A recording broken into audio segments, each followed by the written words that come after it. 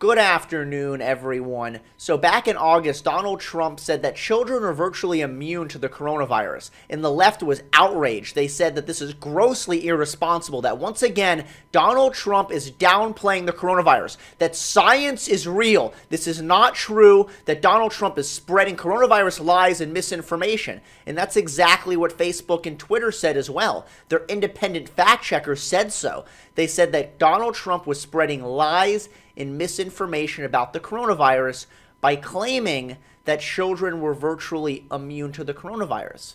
So keeping that in mind, you might be surprised to find out that the Washington Post, of all places, recently published an article saying that COVID deaths among children are remarkably low. And then they went a step further, and they committed the ultimate sin of comparing coronavirus deaths to flu deaths, which is not allowed, I thought. You're not allowed to compare coronavirus to the flu because that's grossly irresponsible and that is downplaying the virus.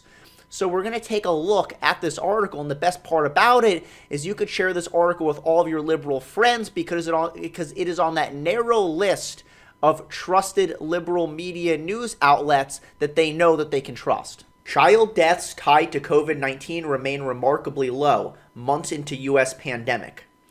As the United States COVID-19 death toll moves relentlessly beyond 200,000, data shows that only about 100 children and teenagers have died of the disease, a fatality rate that is drawing wonder from clinicians and increasing interest among researchers hoping to understand why.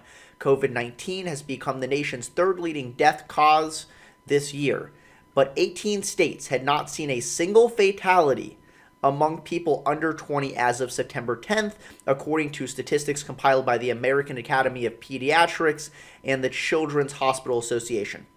Children are much more likely to die of homicides. There were 1,865 in 2016. Let's think about that for a second.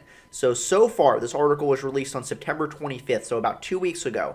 You have 100 deaths from children for COVID-19. So nearly 18 times more, actually more, nearly 19 times more homicides than children that die of COVID. So children are nearly 19 times more likely to die of a homicide than to die of COVID. Moving on to other statistics, drowning, 995. So children are nearly 10 times more, nearly 1,000% more likely to die of drowning than to die of COVID.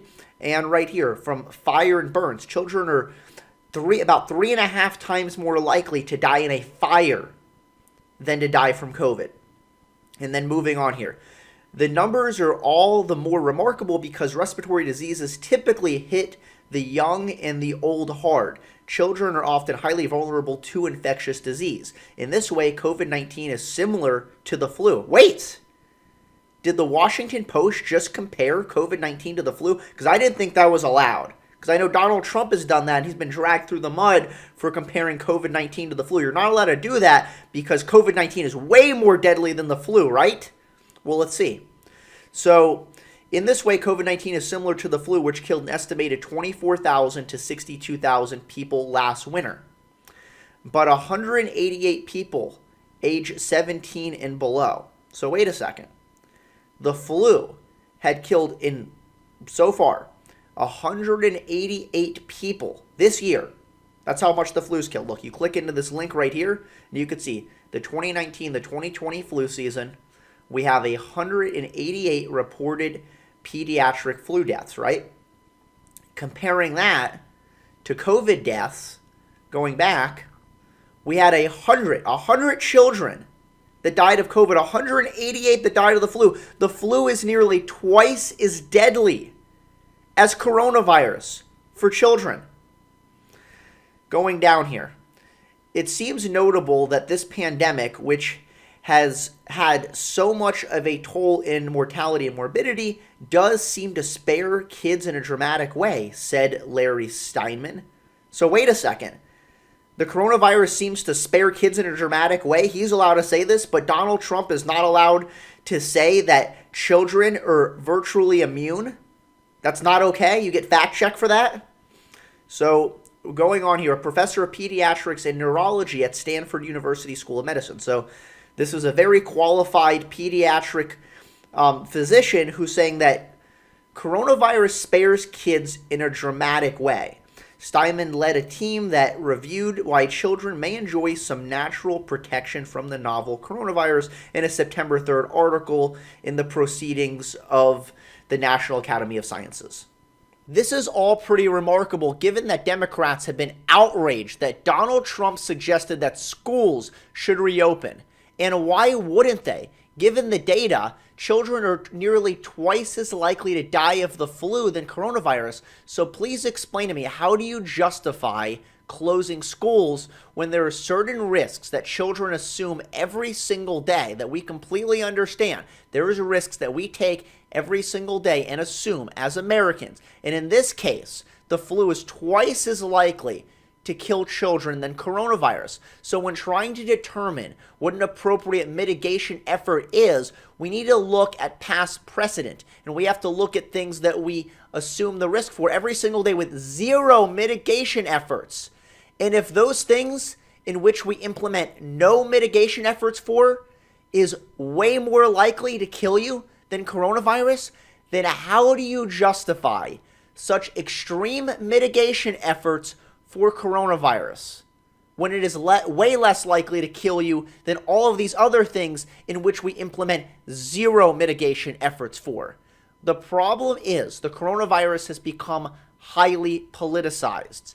It is now being weaponized in order to try to close down the country because they think it's going to hurt the chances of Donald Trump's reelection. And they're ignoring the data. They're ignoring the science, which suggests that there is many other things in which we assume the risk for with zero mitigation efforts every single day. But for some reason, there's something that is way less deadly than homicide, than dying in a fire, than the flu. And we need extreme mitigation efforts for these things.